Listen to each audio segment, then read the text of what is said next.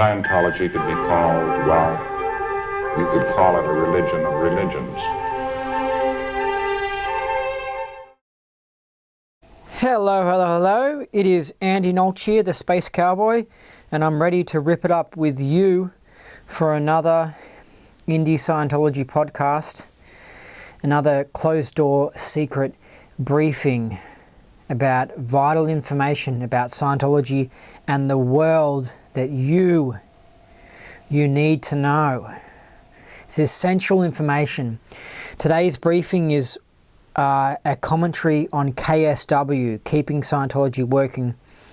I'm going to read it out and I'm going to elaborate on it, and I'll help you to understand KSW, because when you're new to Scientology and you first hit this KSW document, you're like, what the hell? There's so many words, you don't know what they mean, and you're not given the right context. You're just sort of thrown in a course room and said, here, read this, and you're like, what the hell? And you need all this background information to understand it. So I'm going to read it out, and I'm going to tell you what certain words mean, tell you what certain ideas that Hubbard's means, and then I'm actually going to tell you also the truth about the KSW document, the background information. So I'm going to have my personal opinion, which I consider to be the truth, but you might consider it a personal opinion.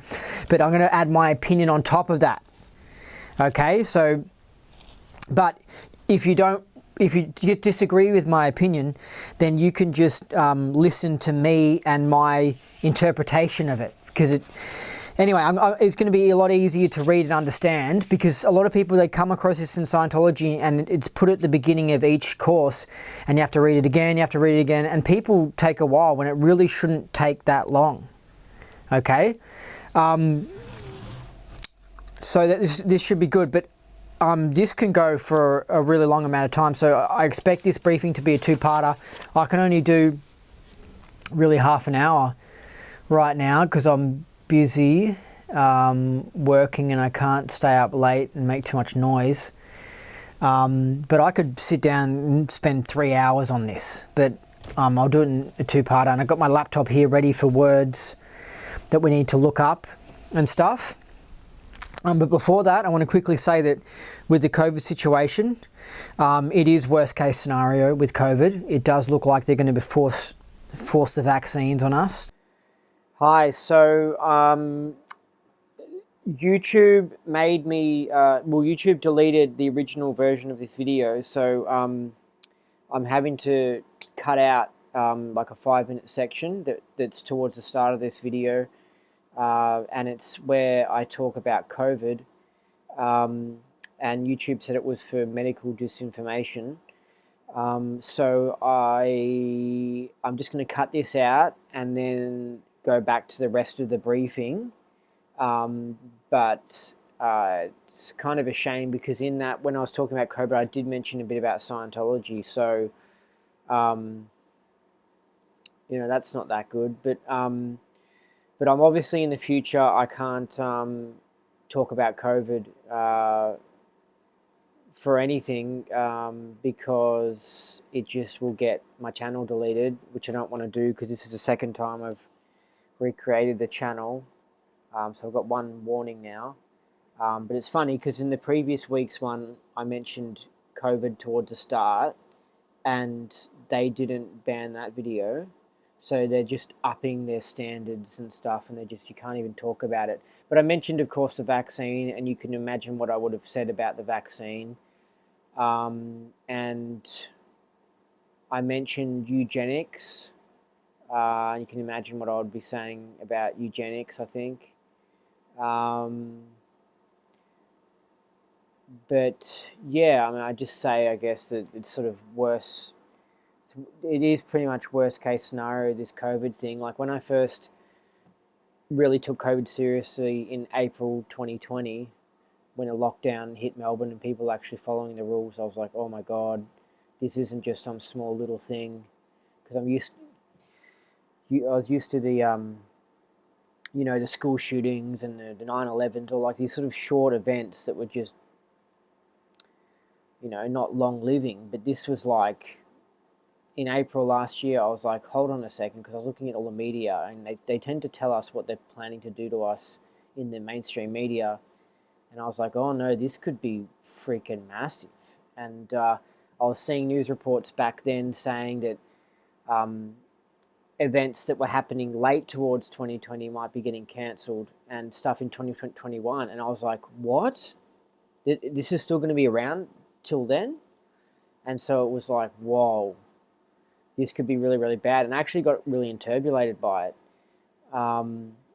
And so far, a lot of those predictions, the worst case scenario situation with COVID, has come true, and this full on is pretty much the worst case scenario. Now, it's good that heaps of people know about it. The awakening is here, without a doubt. I mean, this is boom, the awakening. But the problem is that the powers that be are still the powers that be. And there are enough people who are desperate for money, and they just, they're employed by the powers that be, the corporations or the governments, and they execute their orders. There are not that many people who are independent and ethical and smart, really. So there are a lot of people who are just going to go along with this.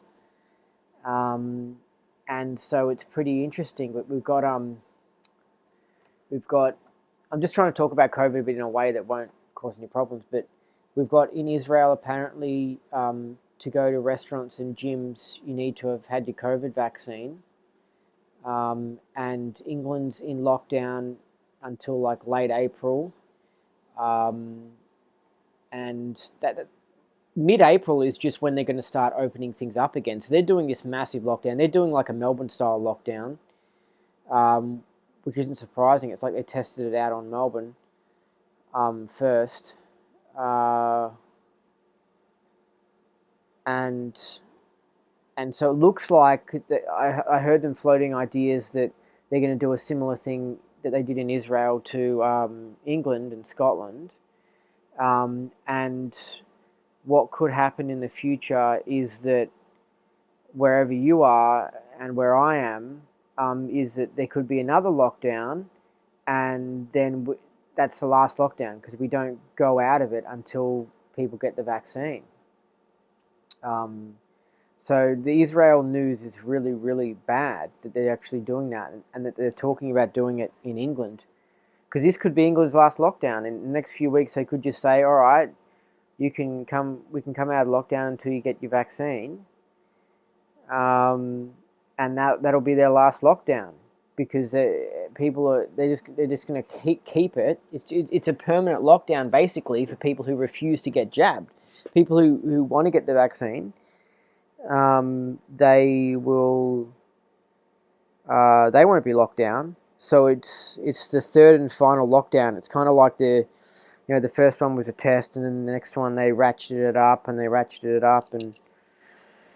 anyway, so that's where I'm saying the worst case scenario, and that they announced in the news that in Australia that international travel will begin like sometime around July, but you'll have to have your vaccine. So it's kind of announced as like good news, like, yeah, you can travel and lots of stuff, but you have to have your vaccine. So yeah, I don't want to say much more. I just have to say it's just worst case scenario. It's like a sci-fi movie, and it's like the things, like the X-Files episodes, where X-Files episodes talked about these sorts of things, like about the world and these sorts of events happening, and it's actually happening. But I guess it's, it happens slowly over years. They make another change. But I always think there's ways to get around these things and remain positive. I reckon I'm actually really excited. I think it's cool and interesting. I think it's a challenge for the game and stuff, and so just be positive about it. And you just have to, I guess it's kind of like a a football game or something, and it's towards the end of the game, but you're down, you're losing, but you can still win it. But you just got to focus and do all the things right and concentrate and take it seriously, and you can kick those goals, and then you'll win the game. So that's what we've got to do, and that's it for me. And COVID, I can't talk about COVID anymore. I've got a few more briefings that I'll make. I've got to probably do 2 more parts in this KSW. Then I've got 2 more vids to release about OT8, and then that might be it. After, and then I want to interview John Attack, and I'll get hopefully a few vids out of John Attack, and then that'll be it for the podcast. And I'm going to switch to other things, and then the podcast is probably going to have to be on some obscure platform because I don't like the idea of having to talk in this stupid way where I can't just say what I'm thinking and stuff, where I hold my tongue in and all that crap. I disagree with that. It's like the whole point of the video is me to just rant what I want to say and not have to speak in code. And even what I've said already, this video will probably get banned after what I've said already, but we'll see. Hopefully it doesn't get banned. Okay, see ya. They'll turn you into an Australia, and we are freaking such a police state. And I'm in Melbourne, which is the most police state of the whole of Australia. So it's like, whoa, Melbourne's really locked down. So it's wild. But, you know, I'll end up getting out when the time's right. I'm not even ready to go yet. Like, I can still function, all that sort of stuff. And even if they do get to the point where they say, if they do a new lockdown and they say we can't get out of the lockdown until you get the vaccine, I might even still stay because I can work out how to do my Bikram yoga at home. I'll still go to work. I'll just break the rules and, you know, unless they're actually throwing people in prison, that's when I'll be like, okay, I've got to get out. But like, I am planning things for the future to get out because this is just it's too suppressive being in such a commie place as Melbourne is. Anyway, but it's all on track. It's all cool. So with this Keeping Scientology Working, I'm not going to be able to read much of it, but basically, this is what this document is. Hubbard noticed that Scientologists were doing Scientology but doing it wrong, or they were like squirreling or doing dodgy shit, and it pissed him off because he was like, hey, this is Scientology, this is how we do it, this is the policies and stuff, this is what you do. And so he wrote this document called Keeping Scientology Working, right, which I'm going to hold up here for you to look at. So that's the document. He first wrote it in 1965. And apparently he was in a pissed off mood that day, which makes sense because there is a bit of anger behind this. You can sort of tell. The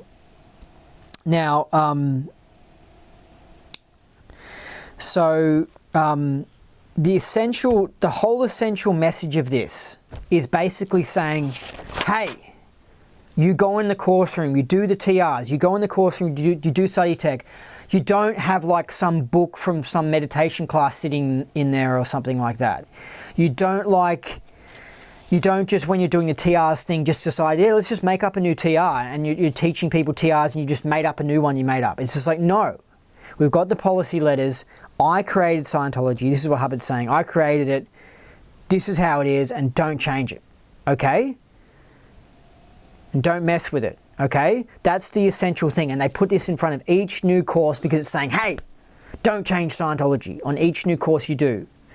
You read it, the first thing, it's a reminder saying, hey, you don't screw, you don't change your tech, you don't change your tech, you don't change your tech. And that's why Scientologists are usually rabidly, crazily obsessed with this whole don't change your tech idea.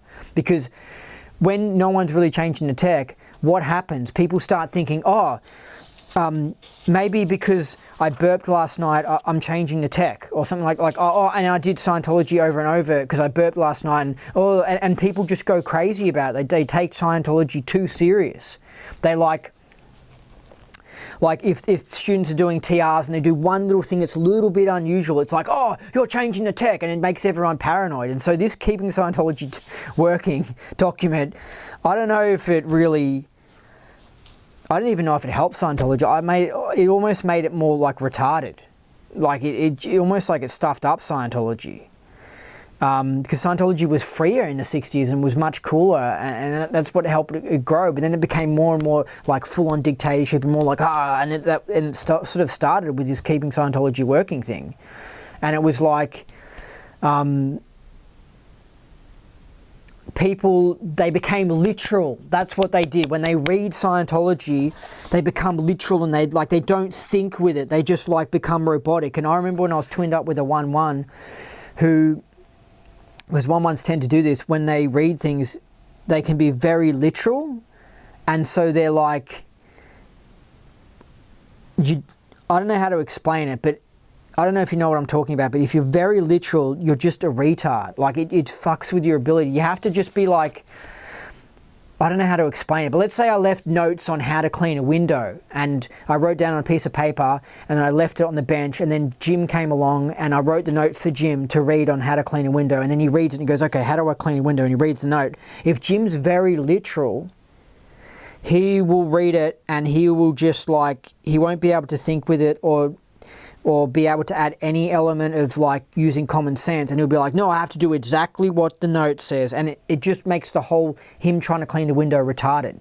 So literalness is really not good. It's a real low-tone thing. Anyway, so keeping Scientology working, and Miscavige and Hubbard helped create this whole literal thing in Scientology. So it's like, I'll give you an example. If a student hits an MU, right, Hubbard, there's some statement where Hubbard says, you know, he asks the student, what does that word mean? And the student goes, and then Hubbard goes, no, flunk that person. If they said, I'll flunk them, or whatever, right? And the thing is that there are some people who just don't have sharp memory. So if you go, what does that word mean? And they might go, as a habit, they might just go, it means blah, blah, blah, blah. And they actually know what the word means, but they said, See, someone who's literal, who's a nutcase, who's really brainwashed in keeping Scientology, would be like, they hear the coming from the person, they go, hey, you got an MU. I read in this thing, blah, blah, blah, Hubbard, I read it, I do exactly as the text says, blah, blah, blah, blah, you've got an MU, girl, blah, blah, blah. And the person's like, oh, but I don't have an MU. Oh, maybe I don't know what that word means. And it confuses the person, and it creates a nutcase course room, right? So you don't want to be literal. You have to add common sense to things, you know? It's like if you ask a person what the word means and they're like, then you think, okay, maybe the person's got an MU. But if you go, what's that word mean? The person's like, it's like an area of space. And you can sort of see that the person actually understands the word. You're like, oh, okay, the person understands it. Do you see what I mean? So like, keeping Scientology just sort of screwed up Scientology a bit. But anyway, let's just read it. So at the top here, so at the top, HCO policy letter. This is just like information about it being revised or whatever, and the dates it was revised. So revised is when you edit it or whatever, you update it or whatever. So in 1970 it was updated, 1980 it was updated.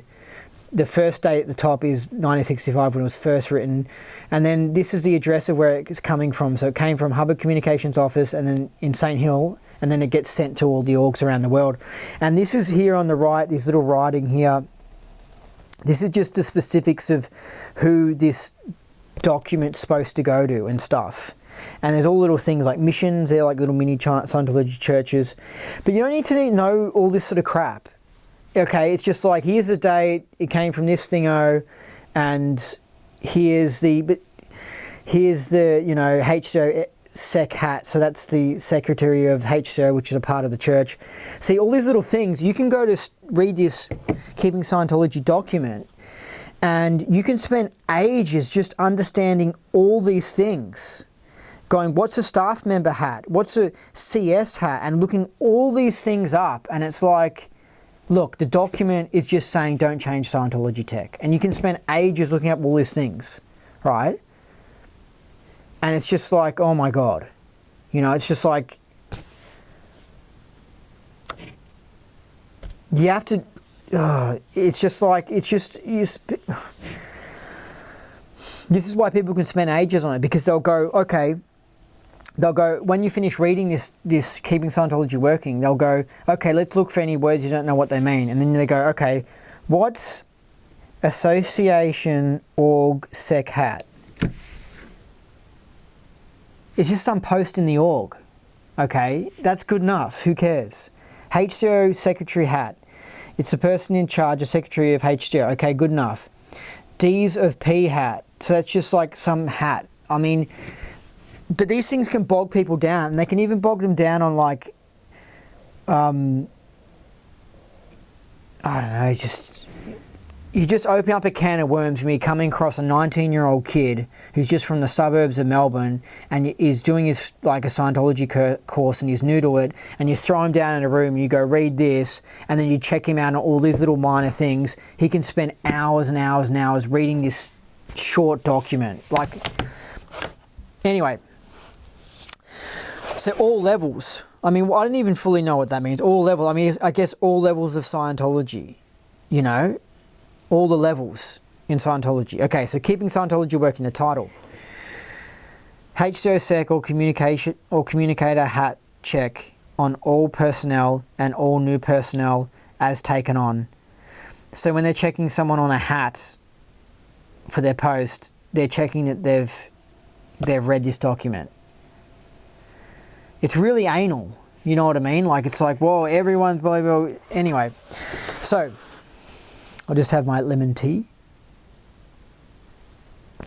Note, neglect of this PL, which is like a policy letter, so like a rule of the church, has caused great hardship on staffs, has cost countless millions, and made it necessary in 1970 to engage in an all-out international... So obviously this note here was added in when they released it in like 1980 or something like that. So in the first version in 1965, they wouldn't have had this note because it was before 1970. But anyway, note, neglect of this PL, but these sorts of things, when you're new to it, it almost confuses you because you're like, whoa, what the hell's going on? It's just like, whoa. Note, neglect of this PL has caused great hardship on staffs, has cost countless millions, and made it necessary in 1970 to engage in an all-out international effort to restore basic Scientology over the world.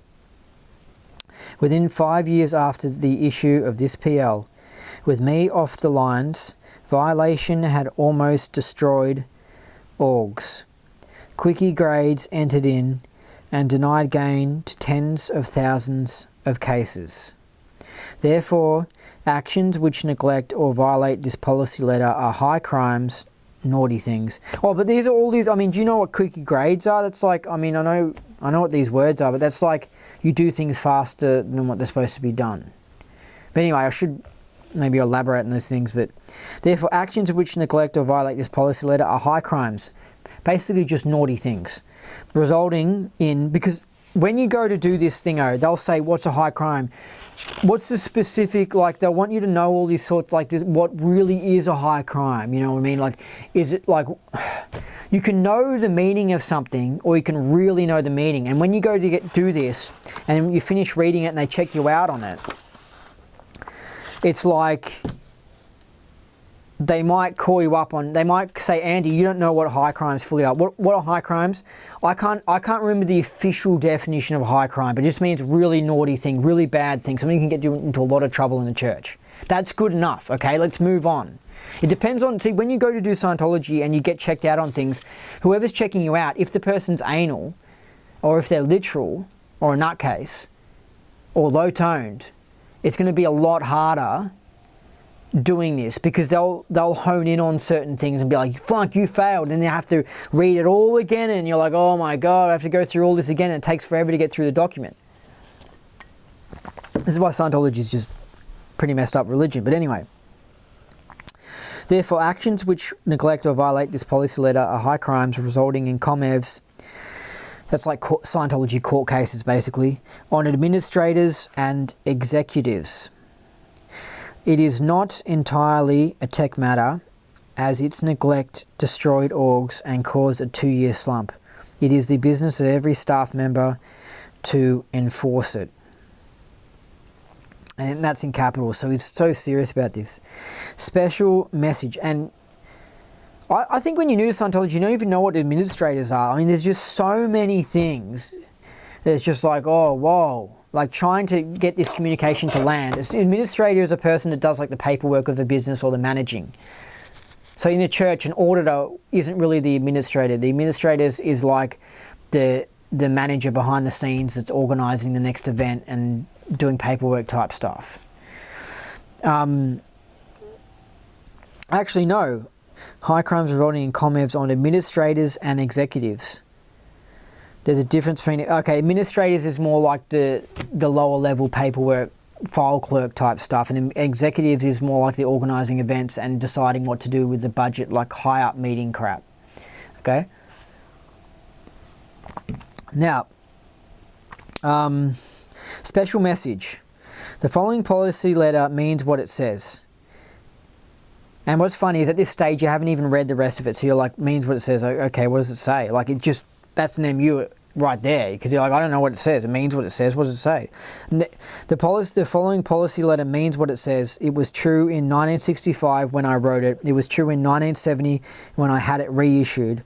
I'm reissuing it now in 1980 to avoid again slipping back into a period of omitted and quickied fundamental grey chart actions on cases, thereby denying gains and threatening the viability of Scientology and of orgs. Scientology will keep working only as long as you do your part to keep it working by applying this policy letter. What I say in these pages has always been true. It holds true today. It will still hold true in the year 2000, and it will continue to hold true from there on out. No matter where you are in Scientology, on staff or not, this policy letter has something to do with you. So finally, now we're up to actually starting it, because it's got all this introductory stuff. So before you even hit the start of it, he's already got all this stuff before it that's just like, whoa, there's all this writing and stuff. What it's basically setting you up is saying that if Scientology is done wrong and people don't apply it right, and they do quickie trades, they quickie it and stuff, people are being denied all these special gains and all this sort of stuff. Now, I agree with that, but also Scientology, even when you do it right, it just doesn't achieve what it says. So it's like, even if you apply KSW, the person, let's say they do grade 0, which is a communications release or whatever, people don't really achieve what it says. So then, this is why all the time people will say, oh, that person was violating KSW, or they were squirreling and all this sort of stuff, the auditor. And it's like, well, maybe not. Maybe just the fact that you don't achieve what it says. There's heaps of Scientologists that can't communicate. I mean, I spoke to a Scientologist recently who basically said he didn't want communications from me because he couldn't handle them. Because I just sent him, I wasn't like trashing Scientology, I just sent him some information about the origin of Dianetics, and it's interesting, and it does sort of challenge Hubbard, and he read it and just said, look, I can't talk to you if you're going to send me stuff like this or something like that. And he said there's similar stuff in the past before as well, because he just can't handle negative information about Scientology or just challenging information or whatever. And so where's his communication release? You know? And go and start a podcast and try and interview Scientologists and see if all of them have open communication and can communicate well on any topic and stuff. They don't achieve what it says, okay? And it's happened so much that it's like, I don't think that it's people are delivering the tech wrongly or violating KSW. Some instances, I'm sure it's that.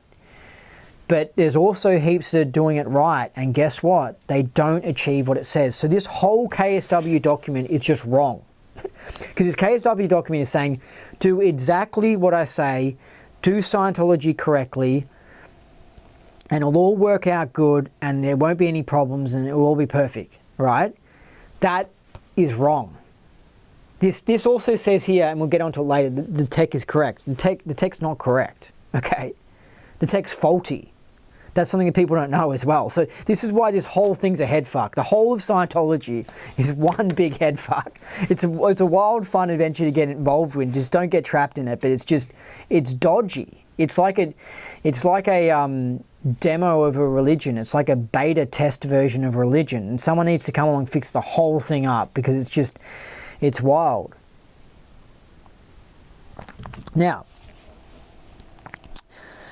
you got like OT levels that are giving people cancer and stuff like that, and not giving people out-of-body experiences. And then Hubbard later on mentions it. Like, he admits these things and stuff. He, like on OT8, he says like, I thought the Purif would enable people to exteriorize, and then I thought that the OT3 would make people exteriorize, and he admits he was wrong.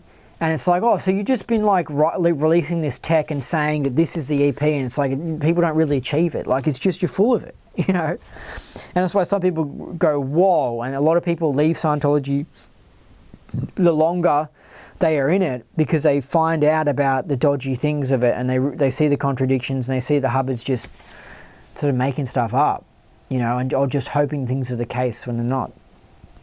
Anyway.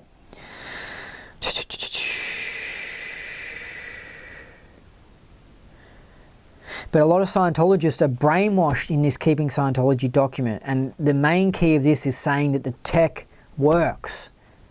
That's what this KSW document says. The tech works. And if the tech kind of doesn't work, if the reality is the tech kind of doesn't work, then they don't see that reality, because they've got this idea in their head that the tech works. It's kind of like the global warming thing. If you brainwash the shit out of someone that global warming's happening, and you keep on hitting them with it, they can look around and there's no warming going on, and they can be like, yeah, global warming's happening. And it's like, aren't you seeing what's going on around you? So with Scientology, the people are so pumped, brainwashed with like KSW, that they can't stop. And I couldn't do it as well. I'm only like half a Scientologist now, so I can see through all the bullshit. But I can see, like, I can look and go, oh, whoa. Yeah, the tech like kind of doesn't work. It like half works. And now it all makes sense. But I was brainwashed with it. It works, and I was coming to wrong conclusions, and I wasn't seeing reality. Anyway. This is the beginning. We have some time since passed the point of achieving uniformly workable technology. So, this is what I'm saying. Like, the first line of it is saying, we have uniformly workable technology. And it's like, Scientology hasn't been uniformly workable since the beginning of it. Since before the beginning, because it started with Dianetics in 1950. It hasn't had uniformly workable technology, so it starts out straight out with a lie. But let's just say it has uniformly workable technology. This is why Hubbard's a character. The only thing now is getting the technology applied. So we're saying we have workable technology. Now we've got to get it applied. So don't not apply it. Don't do it wrongly. Don't twist it. Don't stuff it up. And that is what's going to cause a problem. So this is really good, because they don't have because Hubbard doesn't have uniformly workable technology, right? Whenever anything goes wrong, it's always because someone hasn't applied the tech right. It's not, maybe the tech's not right. It's like, it's a really clever way of Hubbard. See, Hubbard could come across people who aren't exterior. Hubbard could come across people who were insane, like Charles Manson, because Charles Manson had done some Scientology and stuff. So, and Hubbard can just say, well, he didn't do the correct tech. You know what I mean? The person who didn't get the psychic abilities or whatever. They didn't get the tech applied to them correctly, and it's just an excuse to pass off all this stuff. You have someone who's got like ethics problems or something like that, even though as you go up the bridge you're supposed to become more ethical, and it's like, well, the tech didn't apply the tech. It's just the ultimate way of getting out of accepting responsibility, Anyway, if you can't get the technology applied, then you can't deliver what's promised. It's as simple as that. If you can get the technology applied, you can deliver what's promised. That's just not true. It's just like I was saying, it's just not true. If you can get the technology applied, you can deliver what's promised. No, you can't. If you deliver grade 0 correctly, you don't produce what's promised in grade 0. If you deliver Dianetics, you don't produce a clear as it says. Okay? What you achieve from doing the Dianetics is someone who might have a cool out-of-body experience, someone who might relieve a lot of emotion from some bad incidents in the past and they feel light and fresh and happy, right? But not this like amazing clear state and shit, you know? Actually, a lot of the time I think when people go clear, it's like they've had one of those two things happen to them, and they've also had the idea of clear in their head and they're brainwashed and they just think they've gone clear and they're like, whoa. I mean, I spoke to someone who went clear and he hadn't even done any Dianetics. He just read the book and he had the idea in his head as he was walking through a park because he read the book the day before, and then he was like, whoa, I experienced clear, and he actually told me, I was like, wow, I experienced clear, you know. And it's like, if that guy had actually done Scientology and was doing 12, 24, 50 hours of it, at some point he would have had this realization like, whoa, I'm clear and stuff. And it's like, it's because you've had the idea in your head and it's just, you're creating it and you're not even aware of it. Like, it's just like, whoa, people can delude themselves. That's what I've learned about Scientology. People can get ideas in their head. I'll give you an example. I can tell a Scientologist to read a document that says, keep on moving the kettle and you'll realize that objects are hard. And I could have just made that up. And then a person goes to do it like this and they've read that, and at some point they'll go, oh my God, wow, like objects are hard. And it's just because I've suggested it. Anyway, so that's what's going on. But anyway, so I'm criticizing this document too much, but it's just like, it's just not accurate. I mean, you got the Dianetics. You have to understand, Hubbard lied to people from day one with his Dianetics book.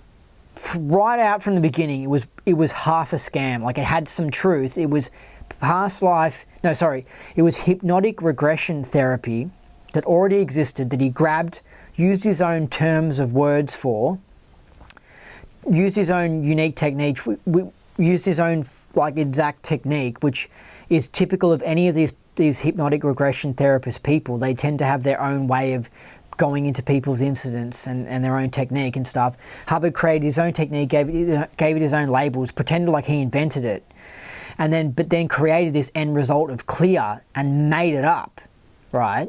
Maybe he saw someone who was happier after doing 50 hours of it and thought, yeah, maybe I'll call when someone's happy like that clear. And he just said, let's exaggerate the hell out of it, and this is going to sell this book like big time, you know, and he exaggerated it. But look, in 1951, suddenly he goes, oh yeah, past lives exist and you need to run past lives for someone to go clear, right?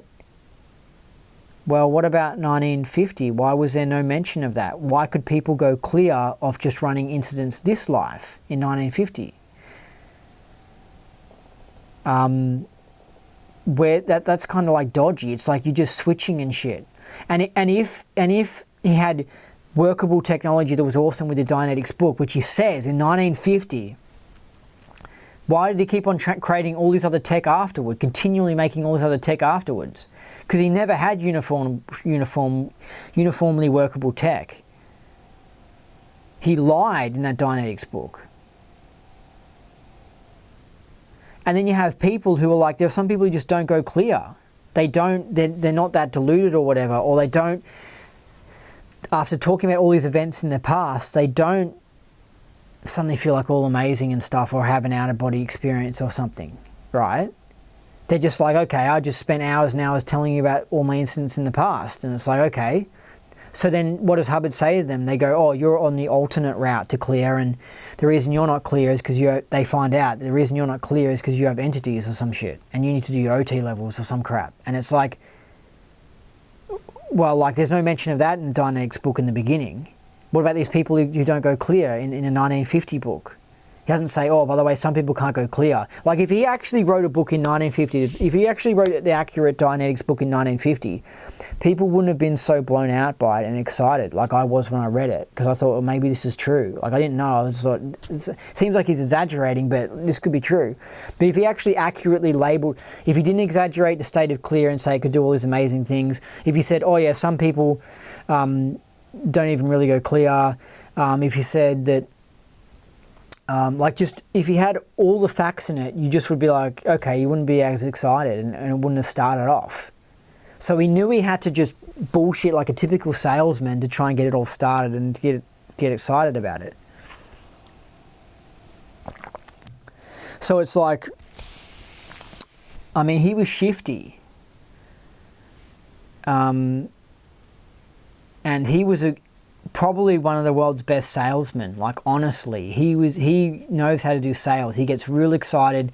He does a typical salesman thing where he exaggerates the hell out of the product that he's selling, which was Dianetics. And then we did the same thing with Scientology as he continued on and stuff. And he's just full of contradictions. You know, oh, it's easy to get someone clear. You just do this. And it's like, well, then why do you have all these thingos to try and get someone to go clear? If you just do this to get someone, if you just do this to get someone exterior, then why do you have all these other ways to get someone exterior?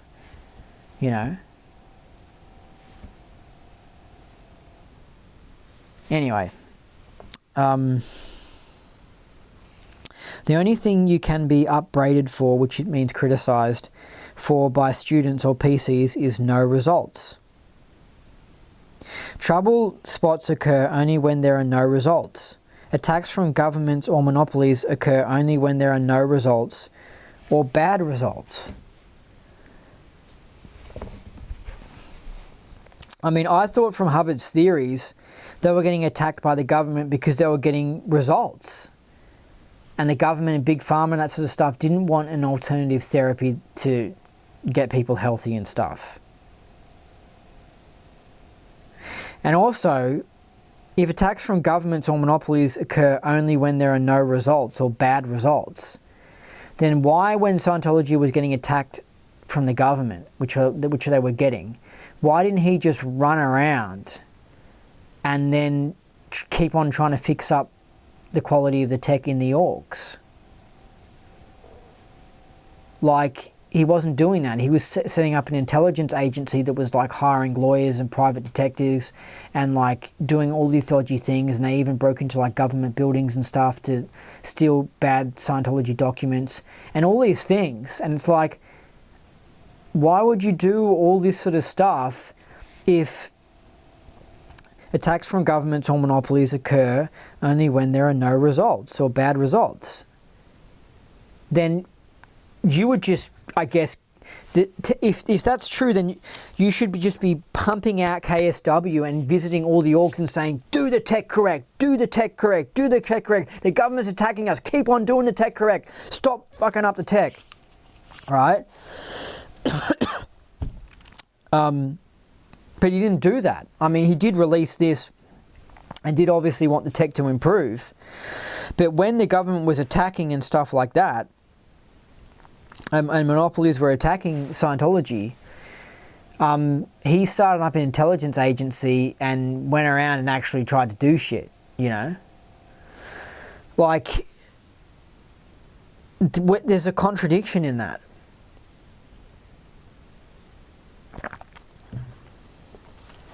But these are just ideas that can confuse you.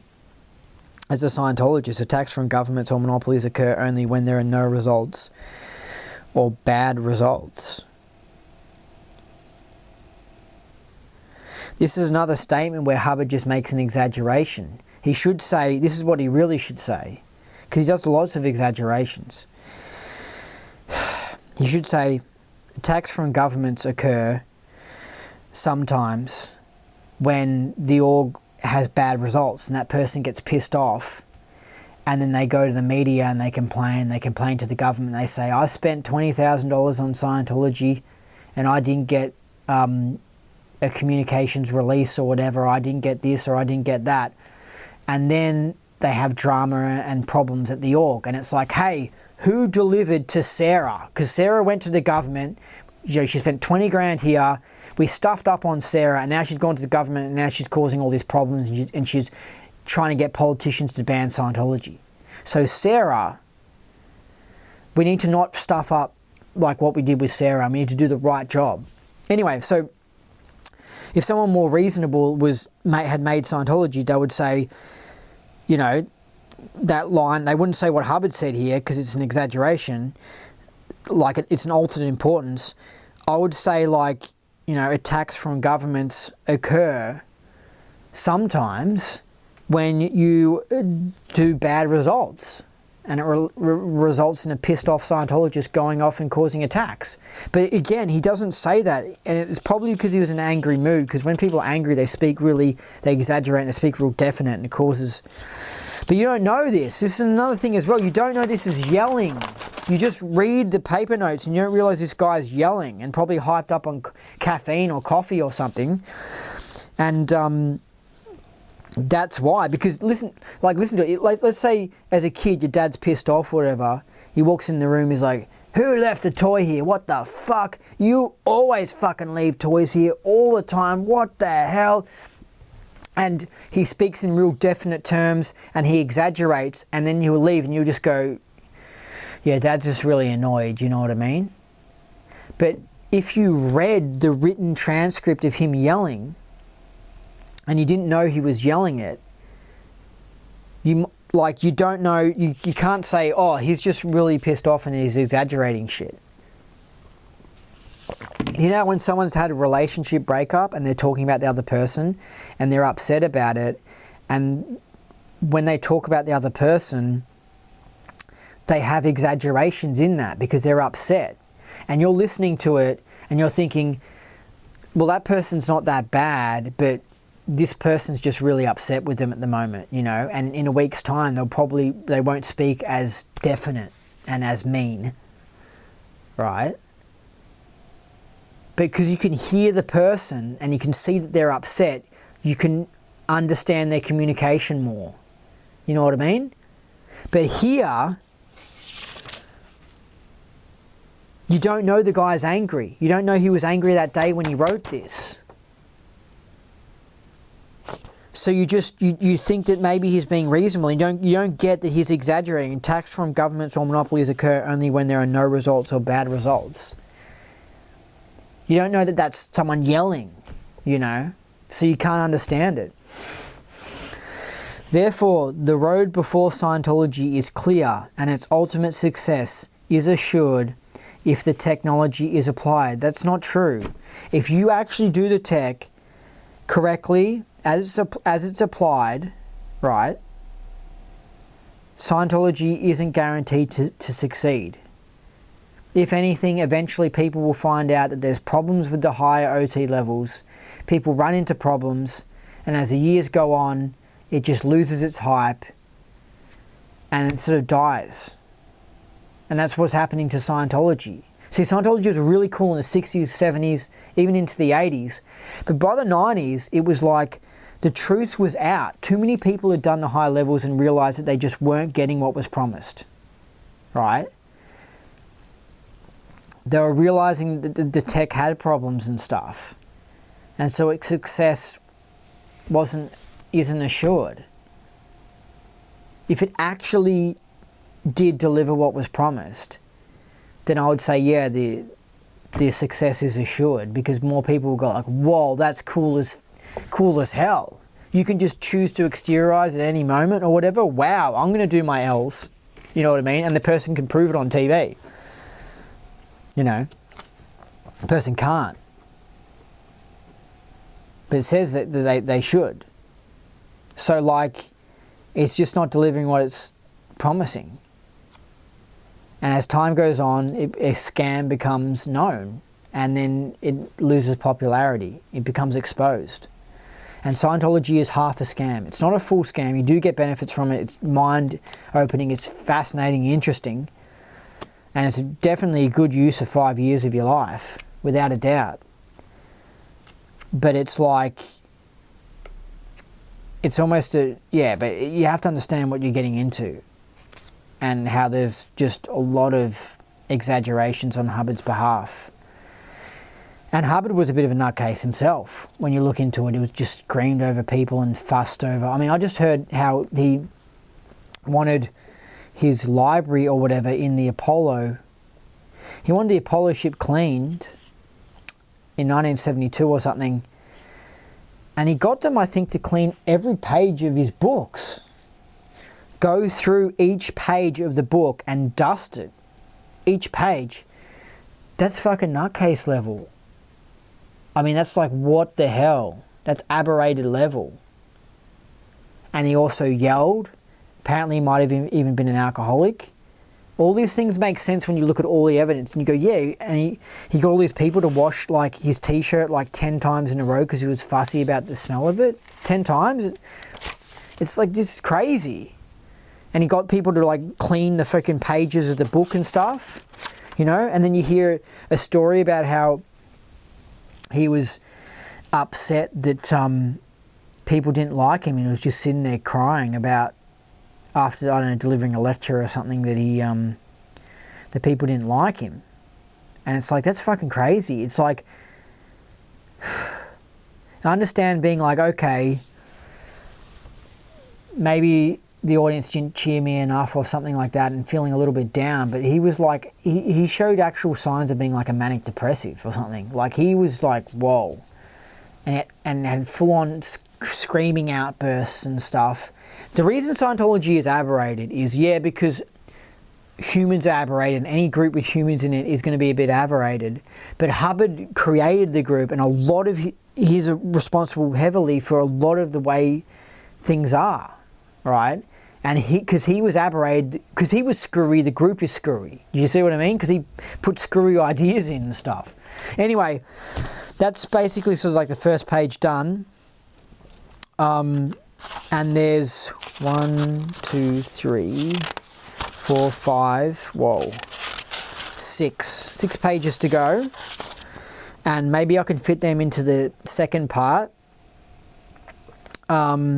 But yeah, I mean, this dissection of keeping Scientology working is almost dissecting the truth about Scientology.